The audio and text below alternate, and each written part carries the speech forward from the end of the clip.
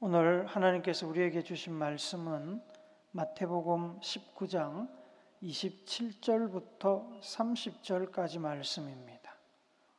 함께 읽도록 하겠습니다. 시작. 이에 베드로가 대답하여 이르되 보소서, 우리가 모든 것을 버리고 주를 따라 싸운데 그런즉 우리가 무엇을 얻으리까? 예수께서 이르시되 내가 진실로 너희에게 이르노니 세상이 새롭게 되어 인자가 자기 영광의 보좌에 앉을 때에 나를 따르는 너희도 12보좌에 앉아 이스라엘 12지파를 심판하리라.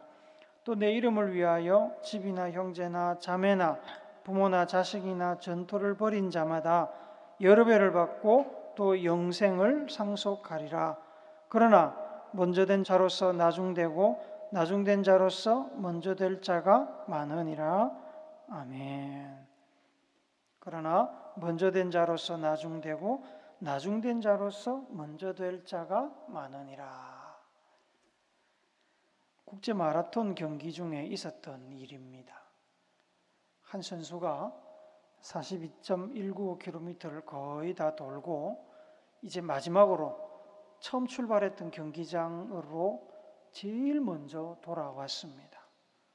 이제 그는 운동장을 한 바퀴만 돌면 결승선을 통과하게 되고 금메달을 따게 되는 것입니다. 2등 선수가 뒤를 따라오고 있었지만 특별한 이변이 없는 한 추월당할 걱정은 없었습니다. 경기장에 1등으로 돌아선 선수는 피곤한 몸과 혼미해진 정신의 끈앞을 힘껏 다잡고 최선을 다해 결승선을 향해 달려갔습니다. 군중들의 함성이 귀가 찢어질 만큼 시끄럽게 경기장을 가득 메웠습니다.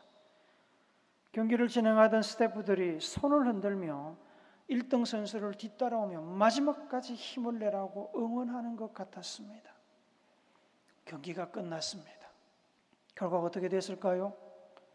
결과는 2등으로 따라오던 선수가 우승해서 금메달을 땄습니다. 1등으로 달렸던 선수는 메달권에도 들지 못하고 실격했습니다. 어떻게 해서 이런 결과가 생겨났을까요? 뒤따라오던 선수들이 추월했다고 해도 경기를 완주라도 해야 하는데 어떻게 1등으로 경기장에 들어온 선수가 메달은 고사하고 실격 처리가 됐을까요? 자초지종은 이랬습니다. 1등으로 운동장에 들어온 선수는 들어와서 너무나 힘들고 혼란스러워서 결승선을 향한 방향을 잘못 잡았습니다. 가야 될 방향이 표시되어 있는 트랙으로 달리지 않고 반대 방향으로 달렸던 겁니다. 그래서 관중들이 안타까운 마음에 반대쪽이라고 일제히 고함을 치며 그를 불렀습니다. 그쪽이 아니야, 반대쪽이야. 경기를 진행하던 스태프들도 선수를 향해 달려가면서 그쪽으로 달려가면 안 된다고 소리를 치며 뒤를 따라왔습니다. 그러나 1등으로 달리던 선수는 너무 피곤하고 제정신이 아니었기에 군중들과 스태프들의 그 소리를 응원의 함성으로 알아듣고 계속 열심히 달렸습니다. 결국 반대로 달려서 결승선에 거꾸로 통과를 하면서 경기를 끝내고 주저앉았습니다. 한번 주저앉자 더는 일어설 수가 없었습니다. 그 사이에 뒤따라 운동장에 들어왔던 선수들이 차례로 올바른 방향으로 달려서 정식으로 경기를 끝내고 메달을 땄던 것입니다. 실제로 있었던 일입니다. 끝날 때까지 끝난 것이 아니다. 이런 말 많이 들어보셨죠? 이 말은 운동 경기나 경쟁에서 이기지 못할 위험에 처했거나 이를 마무리하지 못할 상황에 빠진 사람들에게 용기를 북돋아 주면서 포기하지 말고 끝까지 최선을 다하라는 격려의 말입니다. 동시에 이 말은 열심히 잘 달리고 있는 사람, 앞서가고 있는 사람, 1등하고 있는 사람에게 긴장의 끈을 늦추지 말고 계속 열심히 해서 좋은 결과를 만들어내라는 응원의 말이기도 합니다. 예수님께서는 오늘 본문에서 제자들에게 이 말씀을 하십니다. 지금까지 나 따라다니며 고생했는데 고맙게 생각합니다. 하나님께서 큰 상을 주실 겁니다. 그러나 사실 앞으로 가야 할 길이 지금까지 온 길보다 더 많이 남았습니다. 끝까지 포기하지 마시고 긴장의 끈을 늦추지 마시고 정신 바짝 차리고 열심히 갑시다. 지난주에 우리는 예수님을 찾아온 젊은 부자 관원의 그 열정과 또 고민을 들여다보았습니다. 그 청년은 하나님의 율법도 잘 지켰고 돈도 많고 고위직 관원이었고 나이도 젊음을 가지고 있는, 거기다가 영생을 구하며 영적인 일에도 관심이 있는, 무엇 하나 빠지는 것이 없는 완벽한 인물이었습니다. 그러나 그렇게 완벽한데도 청년 스스로는 여전히 부족함을 느끼고 있었습니다. 모든 것을 가졌지만 자기가 아직 영생을 소유하지 못했다고 느끼고 있었습니다. 해결되지 않는 영적인 결핍에 고민하면서 어떻게 하면 영생을 얻을 수 있을지 이리저리 방법을 찾다가 예수님에 대한 이야기를 듣고 예수님을 방문했었습니다. 예수님께서는 그의 고민과 문제점을 잘 알고 계셨습니다. 그래서 그 청년을 도와주기로, 그 청년의 구하는 것을 주기로 작정을 하셨습니다. 청년은 자기가 더 노력하면, 열심히 해서 부족한 것을 채우면 영생을 얻을 뿐만 아니라 완전한 삶을 살 수 있을 것이라는 생각을 가지고 있었습니다. 청년은 자기 능력을 과신하고 있었습니다. 그런 청년에게 예수님께서는 더하기가 아니라 오히려 빼기를 요구하셨습니다. 청년의 열심과 율법에 대한 열정과 순종 등 신앙의 기본기가 훌륭하다고 느끼신 예수님께서는 청년은 자랑거리로 생각했지만 오히려 영생을 얻는 데 방해가 되는 재물과 관직을 내려놓고 예수님의 제자가 되라고 초청하셨습니다. 자기 기대와 다른 대답을 주신 예수님의 말씀에 충격을 받은 청년은 고민하면서 예수님의 초청에 대답하지 못하고 집으로 돌아갔습니다. 예수님께서는 돌아가는 그의 뒷모습을 보며 안타까운 마음에 부자는 천국에 들어가기가 어려우니라고 탄식하셨습니다. 덧붙여서 낙타가 바늘길을 통과하는 것보다 부자가 천국에 들어가는 것이 더 어렵다고 말씀하셨습니다. 그런데 예수님의 그 말씀을 듣고 있던 제자들이 충격에 빠졌습니다. 제자들도 부자 청년과 비슷한 생각을 하고 있었기 때문입니다. 제자들은 자신들이 예수님의 제자가 되어서 예수님을 잘 섬기고 가르침을 배워 예수님을 기쁘시게 해드리면 그 공로로 예수님의 나라, 하나님의 나라에 들어가는 것은 물론이거니와 높은 자리를 차지할 수 있을 것이라고 생각하고 있었습니다. 그런데 예수님께서 재물 많은 사람은 천국 들어가기가 거의 불가능하다고 이야기를 하셨습니다. 재물 혹은 제자의 헌신과 섬김 같은 사람의 공로로는 천국에 들어갈 수 없다고 말씀하시면서 제자들의 자부심과 희망을 한 방에 무너뜨리셨습니다. 그렇다면 누가 천국에 들어갈 수 있을까요?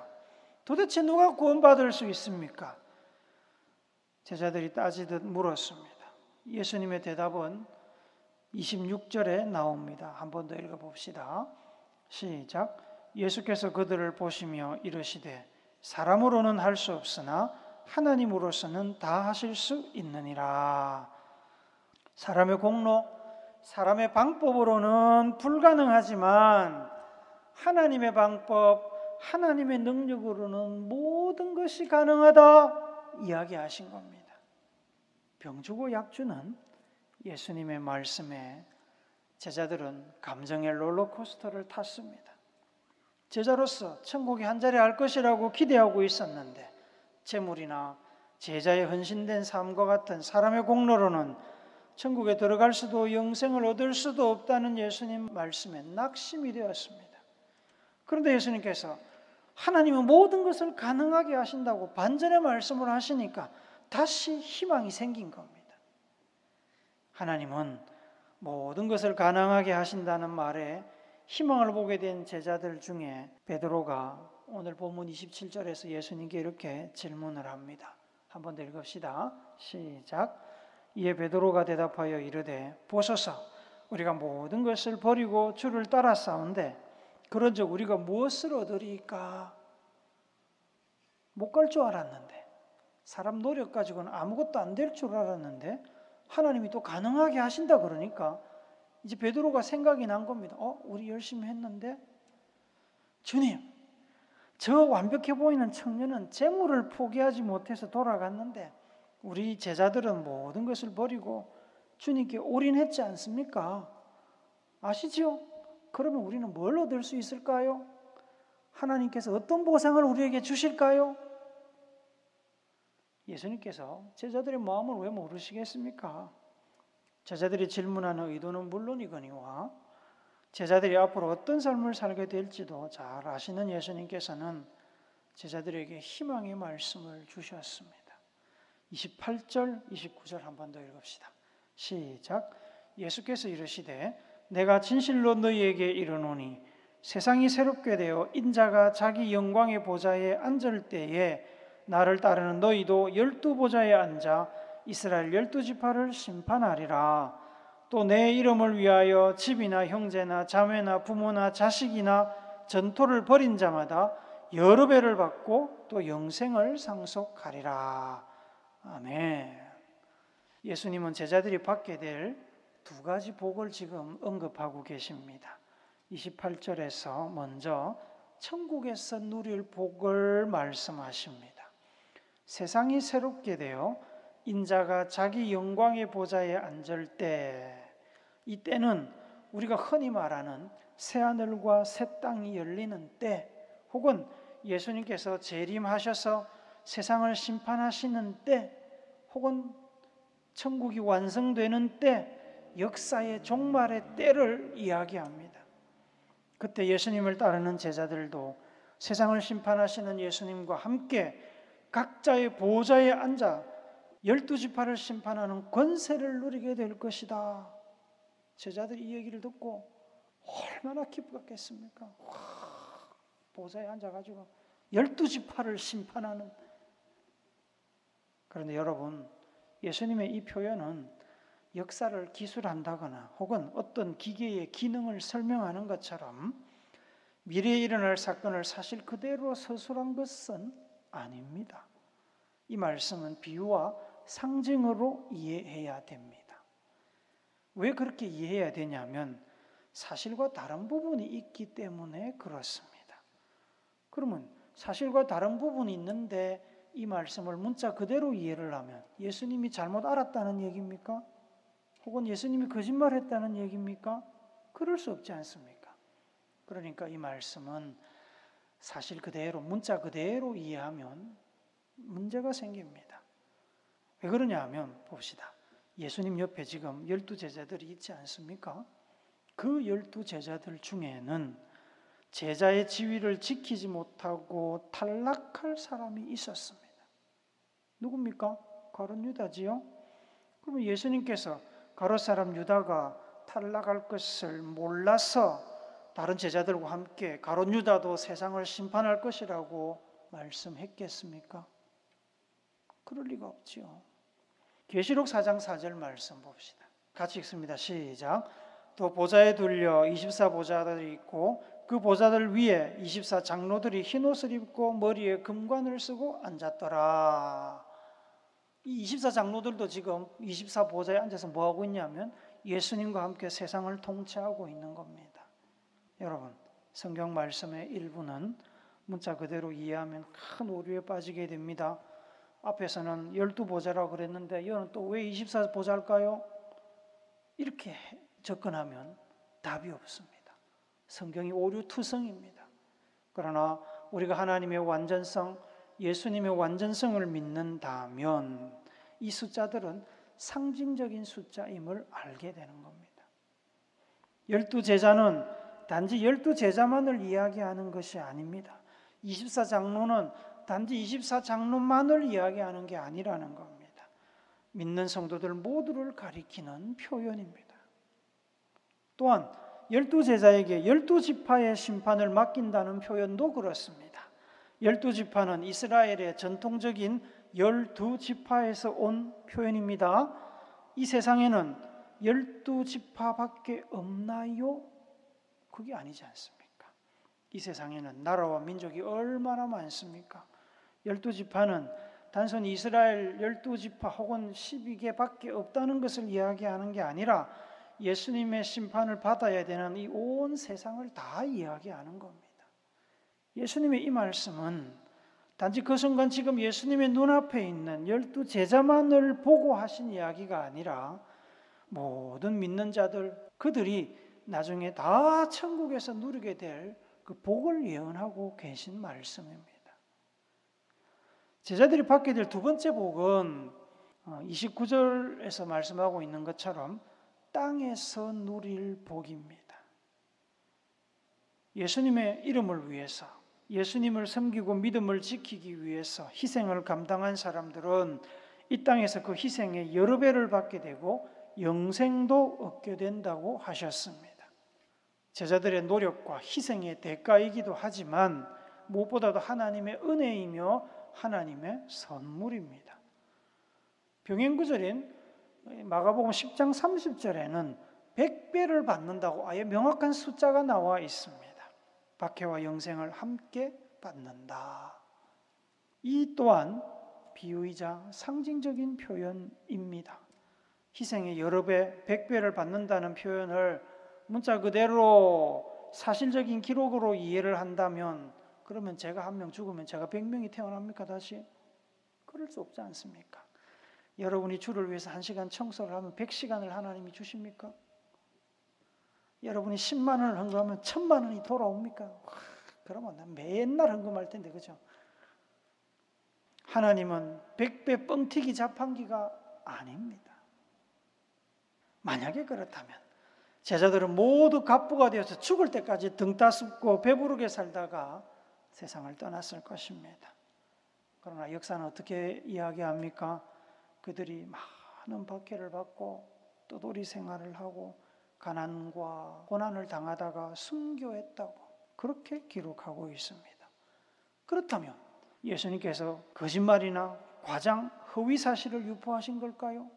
아니면 예수님께서 사람을 차별해가지고 큰 교회 목사들과 같이 어떤 사람들은 좋은 집, 좋은 차, 넘치는 월급에 수억을 넘는 은퇴 자금을 받고 살도록 말씀을 이루시고 개척교회 시골교회 목사들과 같은 사람들은 평생 가난하게 살도록 외면하시면서 말씀을 선택적으로 이루신다는 뜻입니까? 그런 말이 아닙니다. 예수님의 말씀은 예수님을 따르는 사람들이 이 땅에 사는 동안에 다양한 하나님의 관심과 사랑과 복을 받게 될 것을 상징적으로 말씀하시는 겁니다. 하나님께서 물질의 복을 주시고자 하면 100배만 주시겠습니까? 1000배도 10,000배도 주시지 않겠습니까? 하나님께서는 이 땅에서 성도들을 돌보십니다.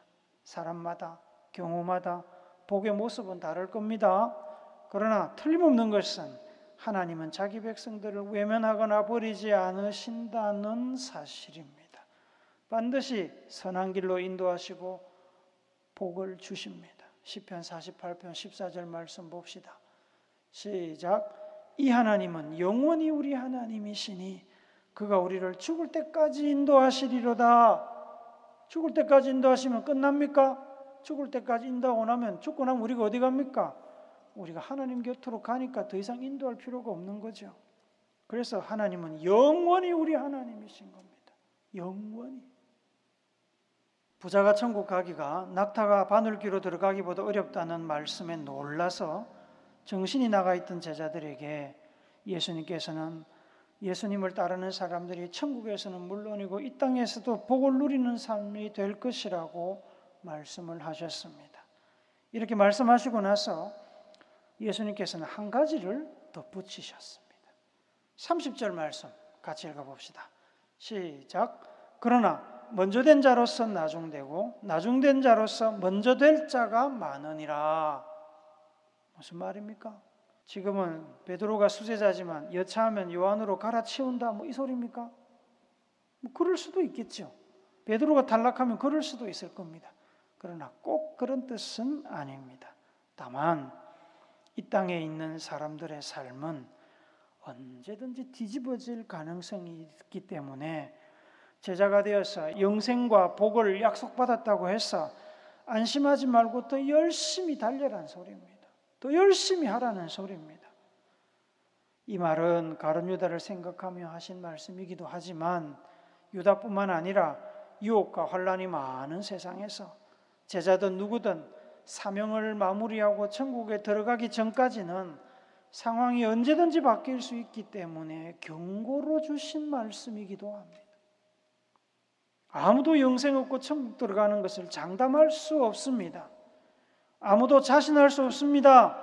이 땅 위에서 헌금 많이 하고 봉사 많이 했다고 천국은 떼놓은 당상이고 이름도 없이 빛도 없이 조용히 교회를 섬긴 사람은 천국 입국 심사를 매우 어렵게 엄하게 받아야 한다고 생각한다면 큰 오산입니다. 그런 가르침은 성경에 없습니다. 솔로몬 왕처럼 멋지게 시작했다가 폭삭 망한 사람도 있고요. 므낫세 왕처럼 엉망진창으로 살다가 나중에 회개하고 돌이킨 사람도 있습니다. 상급도 마찬가지입니다. 단순히 헌금을 많이 한다고 하나님이 기뻐하시고 헌금 많이 했으니까 24보좌 중에 하나를 보장한다고 말씀하시지 않습니다.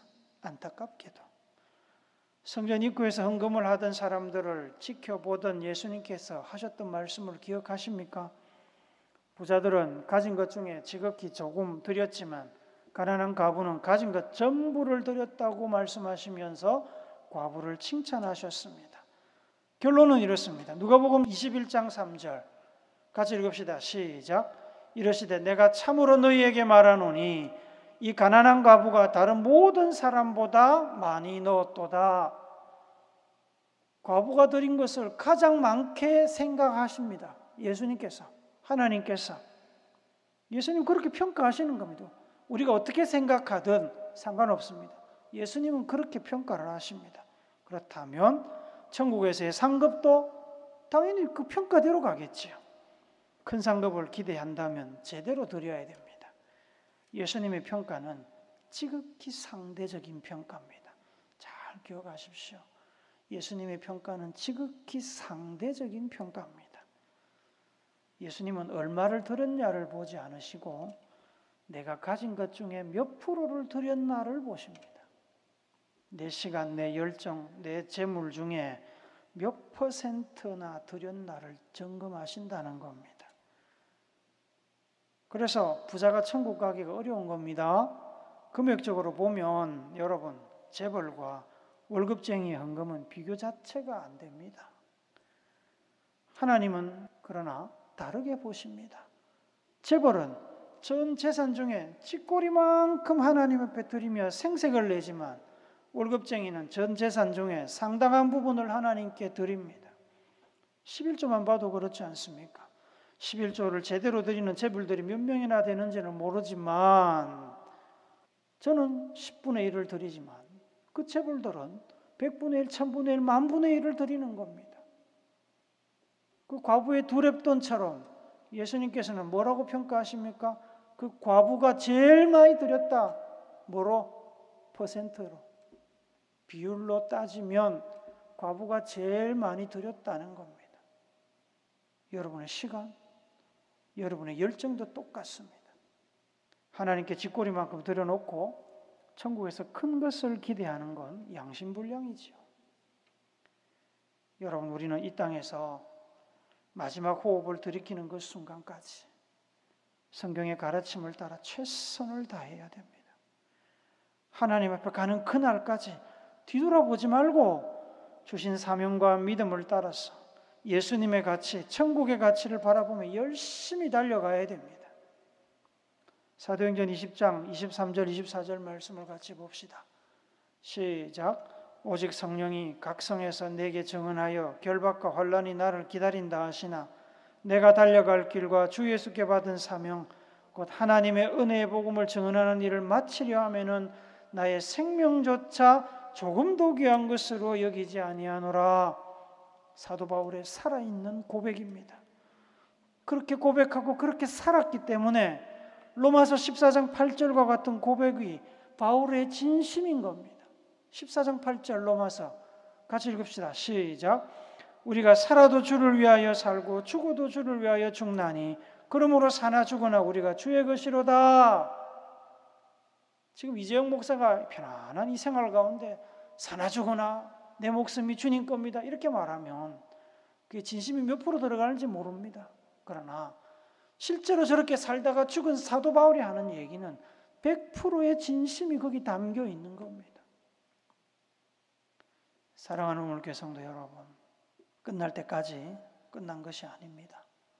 중단 없이 끝까지 최선을 다해서 제대로 끝내야 끝이 나는 겁니다. 마라톤에서 코스나 트랙을 잘못된 방법으로 완주하면 아무리 빨리 들어와도 메달 얻지 못합니다. 규칙을 제대로 지키면서 달려야 됩니다. 우리는 언제든지 넘어질 수 있고 착각할 수 있고 유혹받을 수 있습니다. 먼저 되었다가 나중 될 수 있고 또 나중 되었다가 먼저 될 수도 있습니다. 여러분은 지금 혹시 포기하고 계시지 않습니까? 실망하고 낙담해 있지 않습니까? 여러분은 혹시 다 이루었다고 자만하거나 목표를 상실하고 막 살고 있지 않습니까? 예수님도 사도 바울도 호흡이 끊어지는 그 순간까지 멈추지 않았습니다. 끝날 때까지 끝난 것이 아닙니다. 끝이 나야 끝난 겁니다.